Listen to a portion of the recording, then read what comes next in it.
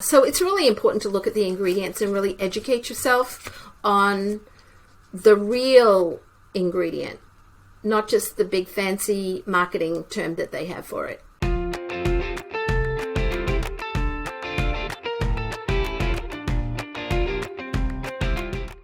Hi, everyone. It's Kara Goldin from The Kara Goldin Show. Super excited to have my next guest here who has incredible products that I've known about for years in the beauty industry. But she is just another female entrepreneur and CEO, Jill Turnbull, who has an incredible brand that you hopefully are familiar with. If not, you need to become familiar with it. Jill Turnbull Beauty Products. And we're going to talk a little bit about what makes them different and unique. But I'll just hint it a little bit that they have minimal impact on the earth. And plus, they're just great products. I mean, I always think about all of the, the sustainability and everything around ingredients is great, but if they aren't great products to begin with, then I think, it's hard to stay with a lot of these products. And her products are just absolutely terrific. Jill has cultivated a 45-year career as a hairstylist and expert hair colorist, but she wanted clean, quality beauty products that would nourish people's hair and skin and beauty or body naturally. So she set out to work and create these incredible products that would do that. And she was kind enough to send me some of the products, although I had tried her products before, and I was very, very excited to get them. So she's on a mission to provide plant-based alternatives to these products. And the line, as I said, is just better all the way around. I won't do it justice. I'm going to let Jill talk a little bit more about it. But welcome, Jill. So excited you're here with us today. Kara, thank you so much. I'm so grateful for the opportunity to have a conversation about beauty, blue beauty. So Jill was, we were chatting right before. Jill, I guess you're one of 4 kids? I'm one of 7, actually. Or 7 kids. Okay, yeah, but you moved. Right, your parents moved with 4. You were saying from England to Australia when you were you part of that group, or were you after that? So in 1962, they immigrated from England to Australia. They were 10-pound pommies.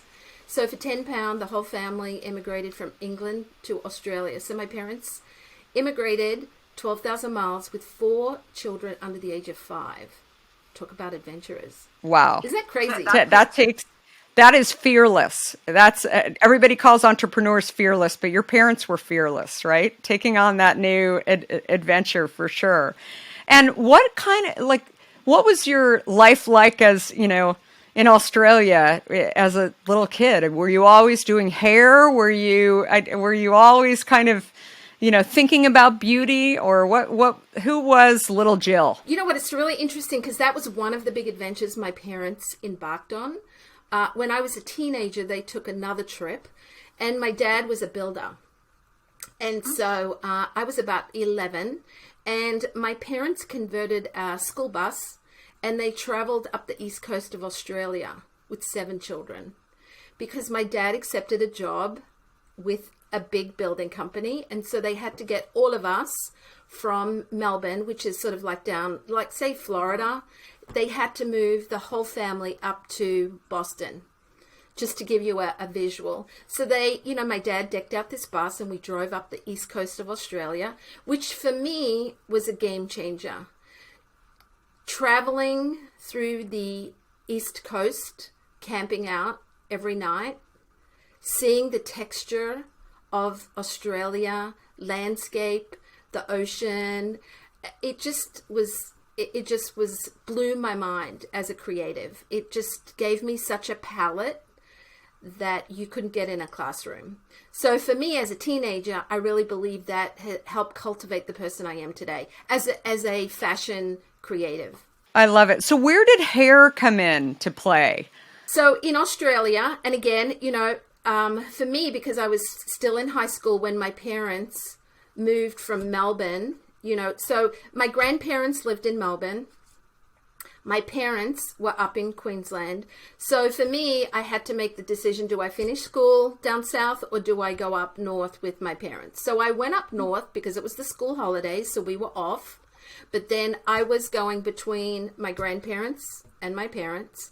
And then in Australia, you can leave school at 15. So it was time for me to decide, okay, what do I want to do? My mom, and at those times, my mom would go to the salon every week to get her hair done. Remember those beehive days? Uh-huh. So I would go with her on a Friday, and I really got good energy from the girls in the salon. So unbeknownst to my mom, Cindy, the manager, I spoke to her to see whether they had any part-time work. So I got myself a job. And I went home and told my parents, look, if I get a job, can I stay up in Queensland? Do I have to go back to school? And of course, they didn't know what I had been up to. So they said, well, if you can get a job, then you can stay. Well, of course, I said, well, actually, I have a job and it's part-time. So I started working at the salon and it just started from there, And again, because I have that fire in me from my parents, it didn't take me long to move up through the ranks. And at that time, I did a 4-year apprenticeship. Hairdressing is very different back then than it is now. So I quickly moved through the paces in the salon. And because it was an apprenticeship, you would spend 1 day a week going to college. And I was working in the suburbs, and I would go to college with all the city hairdressers, the big fancy salon stylists. And I was like, oh, I want a little bit of that. The grass always looks greener on the other side, doesn't it? So absolutely. Very quickly, within my second year, I had applied to work in one of the big salons in the city. And so I got accepted. And I think too, because I knew a lot of the stylists that worked there, that helped.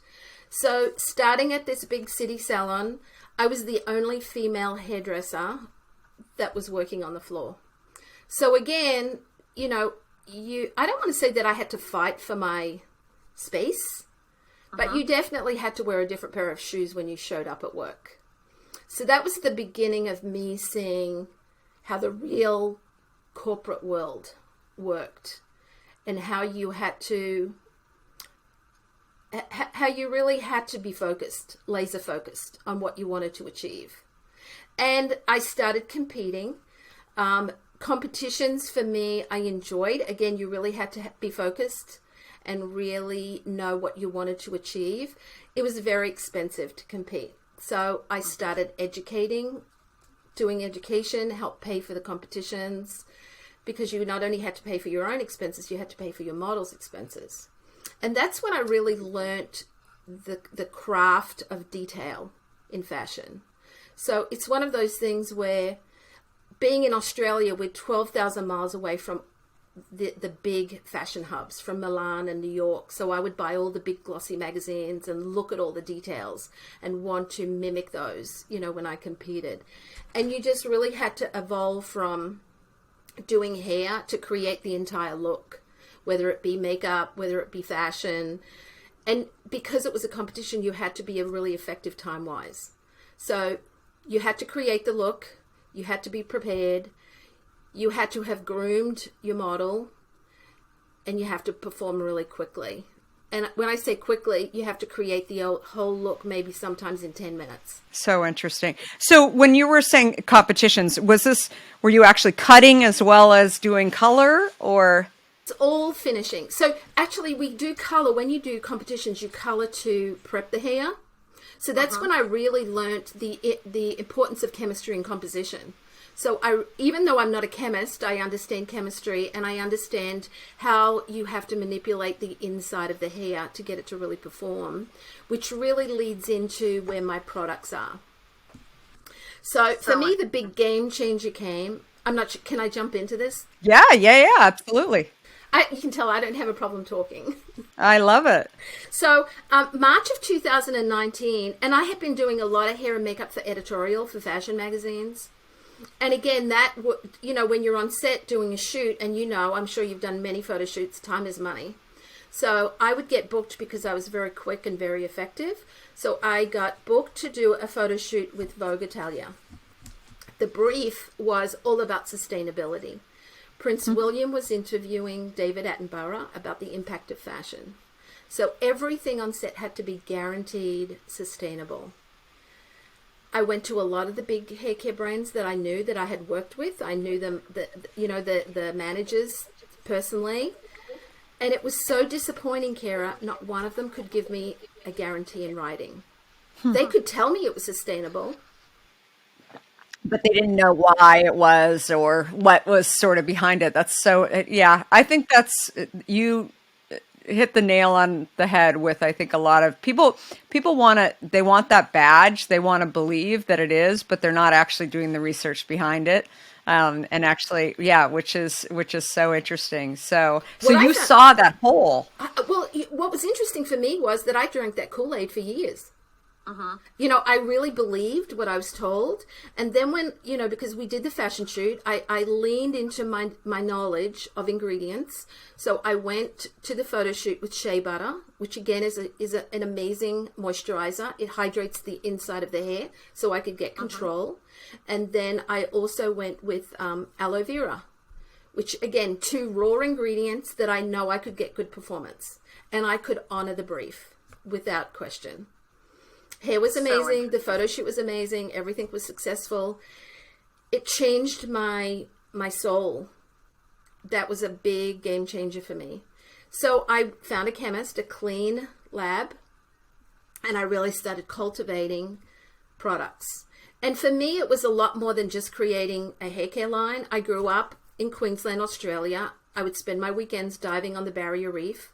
So I knew the impact of ingredients, how it's killing off one of our amazing great wonders of the world.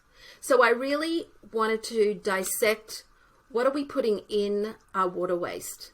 What are we putting on our body in the shower that's washing down into the oceans? So when you look at it from that standpoint, you have to be very selective with what you choose. The other angle that I really looked at is, growing up in Queensland, when I was a teenager, the government issued us egg timers, so we could only have a 3-minute shower. So water waste was a big aha for me. So like my hair care, even though it's very concentrate in ingredients, it all washes out within seconds. And that's important to me. So what we put in the ocean, how quickly, how much water do we need to rinse it out is really important. So when you look at it from that standpoint, the science is really unique. So that's why I only have 5 products in my hair care line. They're all multitasking. Like the wash, for example, it is a shampoo, it's a body wash. You can use it on your baby. It's a multitasker. You can wash your clothes with it. I'm not going to say that you can eat it, but it's clean enough that you can. Yeah. And again, all of the products are intermixable because they have more than one task. I love it. And so you've got the 5 products. So what's the one that is kind of the one that everyone's talking about? In the hair care line, because I do have other products, like I have a coconut-based makeup, the No Sweat foundation, which stays on until you take it off. But in the hair care line, it's the leave-in. The leave-in definitely, I've found recently a lot of my clients who have had COVID, they're losing hair. It's one of the side effects. So the leave-in is something that you can put in every day that is completely weightless. And all of the hair care is going to feed the hair from the inside. And that's important, and it's not only important to feed the inside of the hair, but it's important to feed the hair that's growing inside your skin, so that when your hair grows, it's growing nice and healthy. So all of the products are they're formulated to give you a certain result. I love it. So how did you decide to do a skincare line in addition to a hair care line? It's interesting. I worked with the Washington Ballet. So again, being a creative, and part of my time was spent here on the East Coast, and the Washington Ballet is a huge. They're athletes. So working with the ballerinas, they could do 2 performances a day. If they're performing at the Kennedy Center, they can't show their tattoos. So, and again, I'm being raised by my parents and being raised in Australia. It's all about keep it simple, less is more. So I'm a fact-finding creative. So I would work with the team at the Washington Ballet. They would do one performance, and even before they came off, after one set, the foundation that we were using, even though it was stage makeup, their tattoos had to be recovered. That wasn't, I needed to fix that, you know? So that's when, knowing chemistry, and again, I'm not a chemist, but I understand the chemistry. That's when I went to chemists and I said, okay, this is my challenge. I need to create a foundation that's going to stay on until we take it off with cleanser. So that's how the no sweat came about. And then the ballerinas loved it so much, they wanted to wear it in their free time. So we created the Magic Drops, which allows you to take that concentrated foundation, because again, all of my products are concentrated. The Magic Drops will change the opacity. So you can go from a cream consistency concealer to like a tinted moisturizer. So again, less is more. You know, one product that does multiple tasks, which for me, that's what it's all about.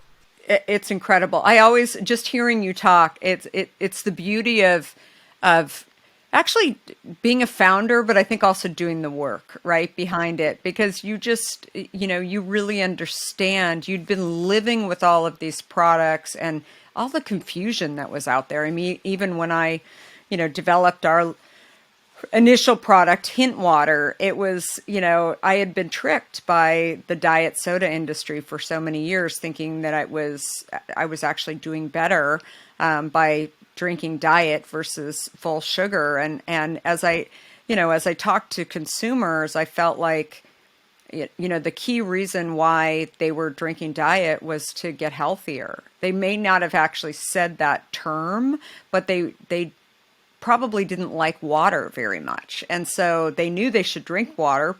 People had been telling them to drink water for years, 8 glasses plus, but they found water boring. And so they started getting on soda. And I feel like just having that experience on my own was something that really helped me to be able to develop my own, you know, line of products too. And I mean, we actually then moved into sunscreen, a reef safe sunscreen that doesn't have any oxybenzone in it. I mean, people are like, yeah. And so people were like, oh, you know, a water company developing a sunscreen. I mean, that's crazy. But it really, for me, this whole line of products was about purpose and about helping people get healthier. And I love that about your company too, because I think you realized the holes. You didn't necessarily, you wanted it for your customers, the, you know, Washington Ballet, all of these, you know, you wanted to solve a problem, and which I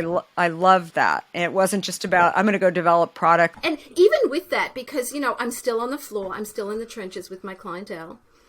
And my girls, the youngest client I have, youngest meaning relationship, is 15 years. Some of my clients I've been doing for much longer than that. And they were my collaborators. So when I came back from London and told them, I'm like, okay, this is my new journey. I want you to be on board with me. So they were the ones who tried it and put it through its paces and critiqued it for me. So each blend, I would give my girls some samples and they would fondly pick it to pieces for me. But again, I'm so grateful, you know, to me, that's what it's about. That's why I feel that I have been successful, purely because real people are using it in their real lives with no hidden agenda. You know, it's unfiltered, the feedback that I was getting. Well, I think also, as you know, you talked about 15-year-olds, the Gen Z audience that's out there. I mean, very interested in understanding what are the ingredients in the products and everything that your product represents. I mean, vegan, cruelty-free, all of that as well, right? Super, super important. And it works. I mean, that's the other thing. If it doesn't work, then it's all irrelevant. But your products just are so, so awesome. So the beauty business obviously is so competitive. It's like, it's so hard to break into. How do you do that? Like, you've got an idea for a product and you see a hole in the market. Like, what's the first step? Like, how do you get how do you get products out there, for people to notice them? I mean, I feel like you had a clientele that you could share it with them, and you had a trusted kind of communication with many of these people. But yeah. I definitely do have, and again, the girls that my hair clients have been coming to me, some for 15 years, some for 20 years. So they definitely gave me unfiltered feedback, and they definitely are loyal users. And because of my prior relationships with beauty brands, I definitely do have salons that I could tap into. That's not my market. I'm very clear with who my client is. My client is you, very ocean educated, very clean beauty educated. Blue beauty is a little different than green beauty. Explain that.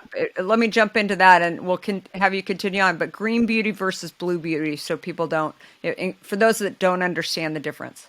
So green beauty is all about sustainability and organic and recycling and reusable, which is all good. It's phenomenal. Blue beauty is a newer trend that I'm finding a lot of people really don't understand. So for us, blue beauty is everything that green beauty is. Yet again, it's mindful of what's going down the waterway, what's going into our ocean. Because this morning, Kara, when you had a shower, what you used on your body is going to be going down into the ocean. So it's crazy, isn't it? And even though we don't think about it, when you're in the shower, you know how sometimes when you use beauty products, when you use a shampoo, you can still feel a little bit of residue on your skin? Mm-hmm. So you imagine that film, and I'm using that word broadly, that film building up in our waterway, and that's what the fish are consuming. The little beads that we use in our exfoliants. Right. So blue beauty is all about the impact on the ocean and the ingredient. How does it break down? How does it degrade? What is the impact on the ocean as living organisms? I love it. So what has surprised you about becoming an entrepreneur the most? How difficult it is. And that's why reading your book, Undaunted, was just it's like, oh my goodness, I have found a friend. Do you know what I mean? It is such, you cannot take anything personally. It's not about me personally. And I just really do daily affirmations of what my focus is. You know what I mean? This is my purpose. This is my commitment. Percentage of the sales go back to the barrier reef. So I do my part. And I don't, even in daily tiny things, when we ship, we don't use any sticky tape. We make sure that everything in our shipping can be recycled. We make it, everything that we can be used, can be reusable. So all those tiny little elements of what you do takes a lot of thought. Mm-hmm. But it's up to you as the founder, as the person who is at the steering wheel, if that makes sense. Yeah, I know. Even absolutely. For me, a big in my house, if you leave the tap running while you're brushing your teeth, that's even those little things. It's all about water waste and all those little impacts that we have on the ocean. How do you sell your product today? We do have a few boutiques that carry it. And again, it's about the mindset. So they need to be committed to the ocean safety. And we sell it online on our website. And we do, sell it in our store. And again, it's one of those where I want to be able to have one-on-one relationships with the customer so that they can have any of their concerns answered, so that we can really cultivate a good lifestyle for them. I love it. Well, yeah, I mean, you mentioned my book. I mean, I think that the number one reason why I wanted to write the book too was that I felt like there was this big misunderstanding about entrepreneurs that I had heard over the years. Like, how did you take the risk from leaving a big tech job to going and starting your own company? Or, you must be fearless, or, they wouldn't see the kind of daily struggles that I had along the way, and everything from, things that I'm proud of, like never missing payroll, right? Always like managing, the managing that effort, going out and pitching, when we were fundraising. I mean, we would eventually raise money, but there were lots of no's, lots of this isn't right for me. And you mentioned not taking it personally. How do you get back up? All of those things. Like, I just felt like there were stories that I had along the way that, I don't know, a lot of entrepreneurs just don't talk about it. They talk about, how they're successful and not talk about the failures. And I always want to hear about the challenging times, and that's how we learn. And so those things, I think, are those things were the main reason why I wrote the book. But I love the fact that you were kind of in the industry, and then you decided to go and develop a product because you saw this hole, but you also continue daily to look at things like, you're not just about being sustainable and having it be a stamp, looking at ways to improve around blue beauty and coming up with this new concept, which I love reading about. I had never heard anyone really talk about that. And obviously it makes total sense. Green beauty and sustainability, yes, but the blue beauty I thought was, super, super interesting. I just hadn't heard it defined. I mean, it's a lot less talked about, maybe in sort of, commercial standards. It's a lot of work. It's a lot of work to make and that's one of the things that I find interesting is when you go to beauty brands and they say that they're transparent, and you look at their website. One, do they have an ingredient list? And if they have an ingredient list, is it all of the ingredients in each product? You'd be surprised how few brands actually are 100% transparent. That was the biggest aha for me. Well, you know what has frustrated me over the years, in particular with like hand soap? I started to realize that there were certain hand soaps. I touch my face, and I would, once in a while kind of get breakouts at just, right by my chin. And then I started to realize that there's no sort of policing of people reformulating products either. So they might come out with something, and then they start to think about, well, it's cheaper to go and use this ingredient.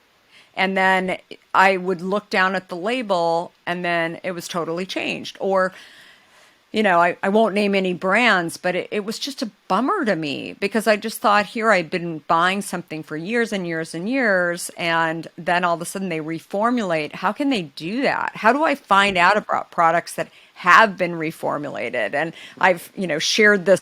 Fortunately. And No, even they if you look won't. at the ingredients, what I find the other big frustrating is, and again, one of my favorite products is shea butter, aloe vera, algae, and you look at the ingredient deck, and they're like 25th down in the ingredient deck. It's like, can that really help you? Yeah, so it's really important to look at the ingredients and really educate yourself on the real ingredient, not just the big fancy marketing term that they have for it. It's really, No, and I there love is a it. lot of information. You do have to dig a little deeper. Do you know what I mean? But it's important, and I really wish that the bigger beauty brands would, because they have the cash, they have the money, they have the time, they have the resources. I wish they would really, make a stand and be really transparent. It's interesting.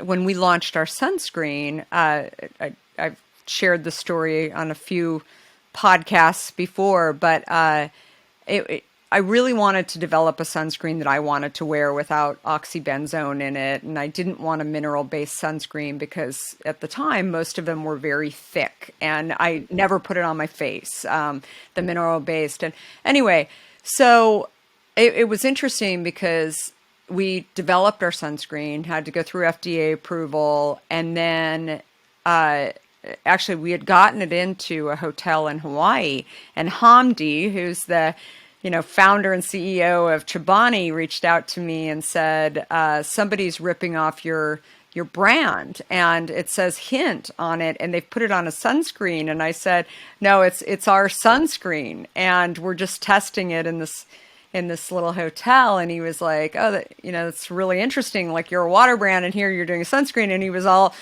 confused for a minute. And anyway, it was interesting because then it was the same day there was an executive from a sunscreen company reached out to me and said, I'm so confused. Like, how did you know to do this? We've been thinking about this inside of our company for a long time to create a product that doesn't have oxybenzone in it. But the fact that you took an ingredient and you called it out on the bottle, like, no one has done this. And I said, well, maybe you should. Maybe you should go do it. And so what I realized, that I've always thought about Hint as a purpose-driven brand, but what I realized, servicing customers, there's going to be customers that are going to buy my product, but there's also going to be customers that are knowing that I have this and starting to question other products that maybe they buy. And I think that that's what you can't control them being transparent.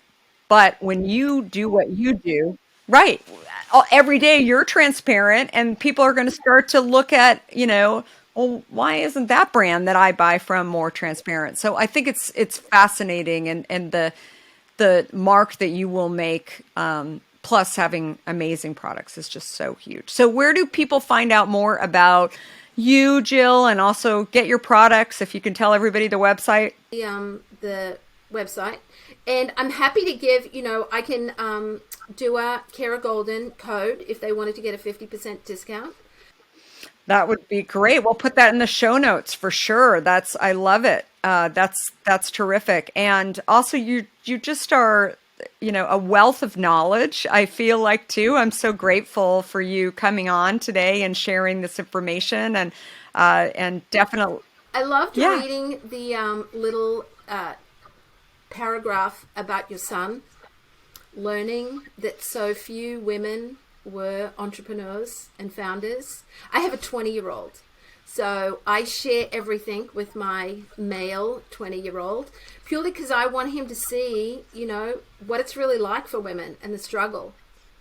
So I really enjoyed reading that in your book. Oh, thank you. Well, I'm a big believer that, they're sponges, all of our kids that are in this, next generation, and they see you doing it, and that's what they're going to follow, right? And so many people have said to me, do you think he'll work in the company? I just want him to be happy. I want him to be passionate about stuff. And I think more and more I feel like that's what they're learning. But they're also, I don't think there's any question that they don't respect women and don't think that women can't go do the job just by living in this house, for sure.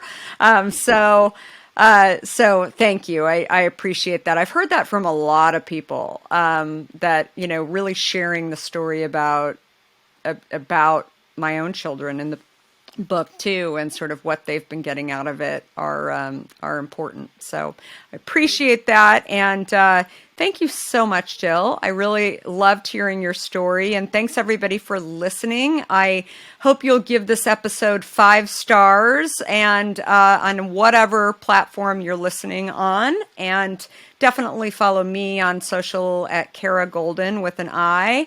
And also, if you haven't gotten a copy of my book, please pick up a copy or get it on Audible. It's on Amazon as well. It's called Undaunted: Overcoming Doubts and Doubters. And of course, be sure to grab a case of Hint or Sunscreen and Jill's products as well.